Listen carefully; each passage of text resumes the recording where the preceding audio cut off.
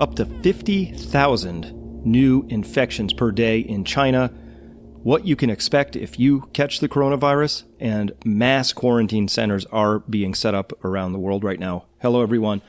I'm Chris Martenson here with your coronavirus update. It's February 6th, 2020. I've titled this one, What to Expect. Well, the first thing we can expect out of everything, of course, is that these numbers that are being reported are pure junk. I've been showing this model for a while. Not mine. I found it. Still looking for the person who originated this, but this model is clearly tracking what the official numbers were. So in yellow are the days that have gone by, and yesterday we had the 5th of February numbers reported, and here let's put them on. 27,571 is exactly what the model was predicting, 27,602, 99.9% closeness around that number. 576 was the predicted or modeled number, and 564 was the actual reported number.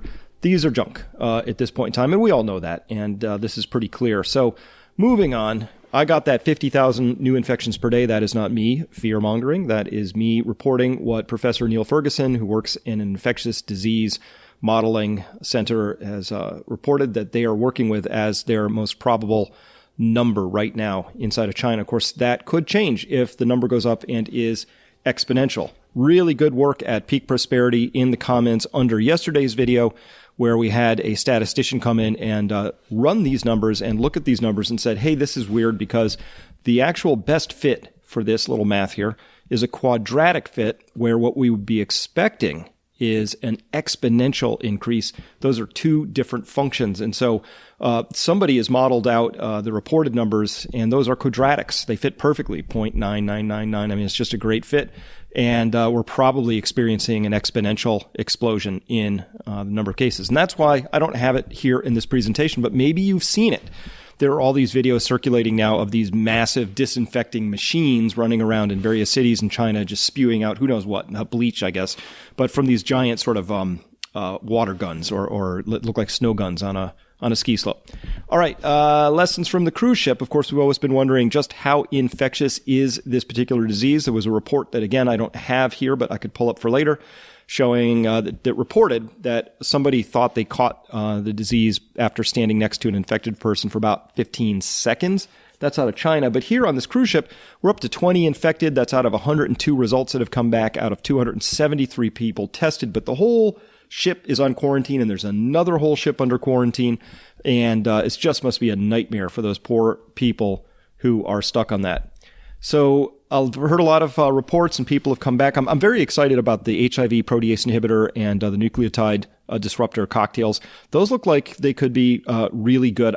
Questions, of course, again, still about how many of these drugs can be produced and at what scale and what time. That's very exciting. But I've had other people talk to me about the possibility of a vaccine. We just have to be, back up here. We have to be, I think, really clear-eyed about this.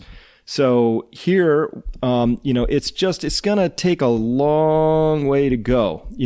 We heard a report that somebody managed to get a potential vaccine into animal testing a couple days ago. But again, animal testing is testing for a reason. It might work, it might not. And typically they don't. So even once you take it through animal testing, you still want to isolate and find the very best combination of vaccine particles that would confer the best immunological response and make sure it's effective and efficacious, all that stuff. So here's the punchline from this. It looks like that it's going to take a little bit longer. It's going to be at least 12 to 18 months, which means in the acute situation we're in now, at least in China, will not create a benefit. So this is from Thomas Brewer, Chief Medical Officer of GSK, GlaxoSmithKline. So this sort of runs counter to that report that came out that the stocks allegedly vaulted higher yesterday on about the supposed breakthrough. Listen, stocks are vaulting higher because the central banks are pouring massive amounts of money in there so that everything will look okay. There's absolutely no possible explanation for example, Cathay Pacific is a airliner out of Hong Kong that slashed 30% of its routes and workforce, furloughed them, and their stock was up pretty good and green yesterday. So official support for the markets, but again, really as a signaling device to help spread the idea that everything's okay and under control. Running against that is just a simple search here on Google asking about quarantines, and this is just a screen grab. I didn't hunt and pack and assemble this. I just grabbed 5 articles that were in a row. So we've got compulsory quarantine of all arrivals on Hong Kong. That's happening all over the place. Vietnam is going to start quarantining people returning from China. Now, Vietnam, of course, has a border with China, probably a fairly porous border. And so this is going to be a big, big issue for Vietnam. The Pentagon has now approved 6 military bases for coronavirus quarantines. Camp Ashland might be one of those. So this is a National Guard camp near Ashland, Nebraska. Russians have started a 2-week coronavirus quarantine, on and on and on. There's many, many more stories like this. You get the point.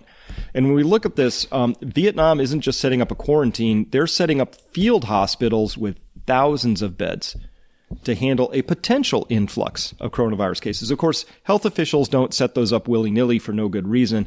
They must have a pretty legit concern that they could justify, because these are pretty expensive to set up field hospitals like that. And so that's what's happening right now. And of course, we can look back in the old pictures and say, this is during the Spanish flu. This is what it used to look like. They would just set up rows and rows and rows of these beds to try and manage and treat and house all of the sick people who are coming through. And as you can tell, maybe you have to squint a little bit, these people are using the best PPE, personal protective equipment they know how. They've all got face masks. They're wearing gowns. Who knows if they really understood how to wash and disinfect, but this is the best they could do. Today, we can do a lot better. This is how we're doing it now. It's a little sarcasm there. So same thing again.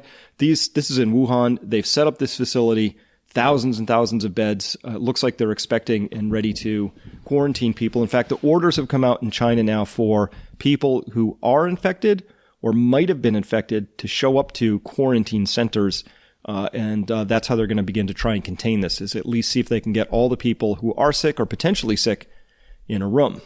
Now, what happens if you do get sick?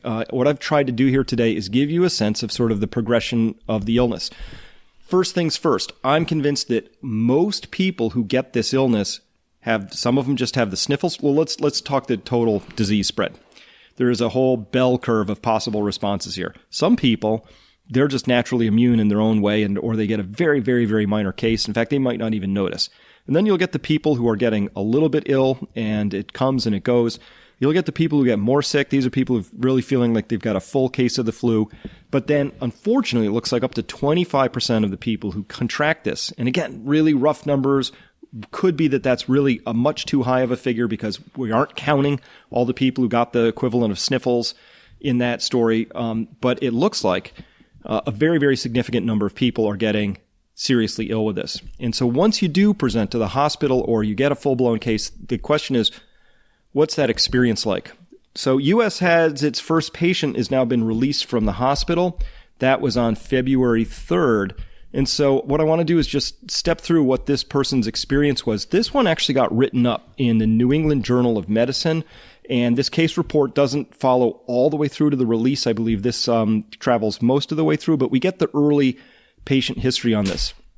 So here's the story. On January 19th, 2020, a 35-year-old man, he presents to an urgent care clinic in Snohomish County, and he had a 4-day history of cough and a subjective fever. So I guess we can say he first felt ill on January 15th. We don't know when he contracted this particular illness, probably early, 5 to 7 days earlier than that. But we can date this to January 15th. And so that's the date that he came back to Washington State after traveling and family visit to Wuhan, China. So this is what we know about this person so far. And here was their patient history. They traveled from China. They went to work for a couple days. They had a little fever, came to urgent care because suddenly they were going, maybe I've got this coronavirus thing. And then they had all these days in the hospital. You can see the fever on this line peaked out at 39.4 Celsius. They had a cough the whole way through, a little bit of runny nose, but only at the very end. Fatigue, of course, that's the flu. Nausea, vomiting, diarrhea. It's interesting that we see that the virus particles can be shed in both of those exudates, if we can call it that. A little bit of abdominal discomfort, and the nausea had 2 periods. Now, if we follow this case history a little bit further, what's interesting about this, notice that hospital urgent care, then this is hospital day 1. So was already feeling fever, came to hospital day 1. It's like day 5 of this experience for this person. Okay, that'll be important in a moment.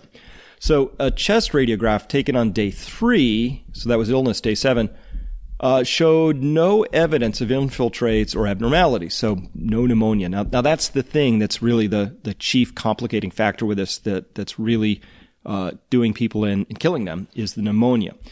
However, a second chest radiograph from the night of hospital day 5 showed evidence of pneumonia in the lower lobe of the left lung. And on day 6, they started this patient on supplemental oxygen because their O2 levels were dropping as low as 90% saturation in the blood levels. And they started them here with vancomycin, a big 1,750 milligram dose to get started, a gram every 8 hours after that. So that's what happened. So actually, and they cleared up on hospital day 8. So we have to put one more line on this chart that they didn't include for some reason, which is pneumonia, which started here on day 3 of the hospital, right here, and progressed through to day 8. And what I want to convey to you, though, is that they caught this thing way back here somewhere, and they were sick for all of this time. And here's where the trouble started. It wasn't out here until what we might call day 7 of the illness. Or later. It might have been, we don't know exactly when they got sick, but let's use this as a timeline. So day 7. So if we put this on a calendar, we might say, okay, they really first contacted authorities and said, I think I'm ill around here. They were hospitalized on the 19th. The pneumonia starts about here, and they were just discharged here. So if they were in the hospital, what are we looking at? 1, 2, 2.5 weeks, something like that. It's a really long stay. And maybe, with an abundance of caution, this person was in for a couple extra days longer than they had to be. But this is just sort of a case history that's worth noting because we've got a lot of data around it. We have slightly less data around this one, but it's still interesting. And this is the California husband and wife. They were infected with the coronavirus. He caught it. He gave it to his wife. So that was a human-to-human transmission outside of China. If I have this story right, he traveled to China. But she didn't. But he came back and gave it to his wife. Now, this couple, I can't find when they might have contracted it. There's not a single article I was able to surface after searching about 10 that explained when exactly this gentleman was in China, when he came back, any of that. All we know for sure is that they had been reportedly self-isolating in their home since January 24th, both said to be 57 years old. Maybe that's relevant. Because what happened next was they had to go back into the hospital and they had to check themselves in. And that was here on February 4th. So I'll get that highlighted for you here, February 4th. So if we put them on a chart, we find out that they are self-isolating here on the 24th, and they're doing this for all this time, right? And I don't know how sick they were or where they contracted it. And it's not here till the 4th that they hospitalized. They get hospitalized with more serious complications. So assuming they were sick and self-isolating because they knew they had the illness here, that is a full 1, 2 plus 7 is 9, 10, 11. That's 12 days later. So here we went from about, almost a week from presenting with the illness to pneumonia onsetting. This is a lot more time. 11 days later, maybe 12, depending on how you count. So that just shows that this illness, when you do get it, if you're going to get it, the actual worst part of it that you have to be afraid of is 7 or more days out in front of you. And that has a lot of implications for how you might want to track it, if you're self-treating at home, if it ever comes to that, if you want to really understand how long you might have to prepare to be in the medical care system or under care. I think we're starting to get a handle on that based on these sorts of case studies. One more for you, very sad case. All of them are sad cases, but this one was around the Chinese doctor who first sounded the alarm on the Wuhan coronavirus, has reportedly died. That's coming out today on February 6th. And again, we don't know exactly when this person got contracted the disease, but we know that he was hospitalized on January 12th after contracting the virus from one of his patients. Confirmed. They didn't run the test, confirmed to have had the coronavirus on February 1st, but that's not where we date the disease from. So he's hospitalized on January 12th, dies on February 6th. So if we put this person on, We find out that here they are being hospitalized here. They spent all this time in the hospital, 3 weeks, plus a good chunk of another week before they passed away. Have no clue the progression of the disease, don't know exactly when the pneumonia might have set in, but the bottom line of putting these 3 case studies together that I want you to be aware of is that these are all showing that once you contract the disease, the worst is still in front of you. Once you present with the symptoms, the worst can still be in front of you. So for the people who do progress to pneumonia, 7 to 12 to, oh my gosh, what is this, 20 plus days later? That's sort of the disease progression. So it means that it's a big, long slog. This is why the hospitals are getting overwhelmed. Having somebody who's in a pneumonic state, and if you read, is very, very difficult to treat. Lots of interventions if you're going to do it well. I mean, they're monitoring all different sorts of blood levels and oxygen levels and trying different compounds and getting you on antibiotics, and there's Ringer's lactate and other hydration, and maybe you have to be intubated and you're on ventilation, all kinds of things. With those heavy interventions, of course, that's a very exhaustive process to carry for one patient, let alone if you have hundreds or thousands of patients. All right, the conclusion here is that, honestly, I truly believe this. Most likely, if you're a healthy person, you're just going to experience mild to moderate symptoms.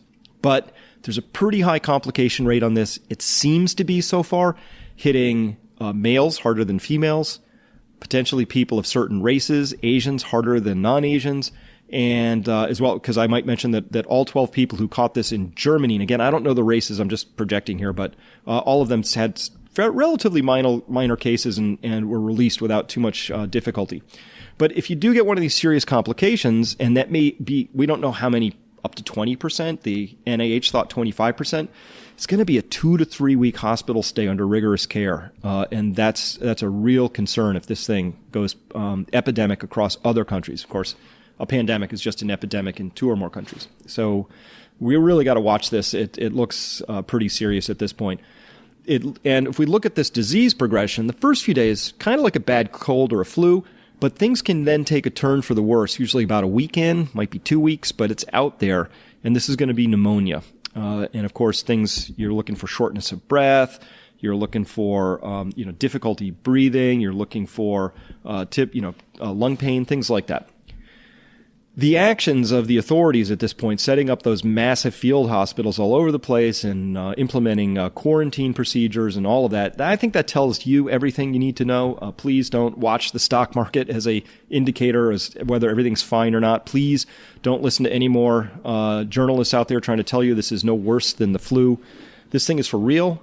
It's a lot worse than the flu, and you deserve access to the real information around that.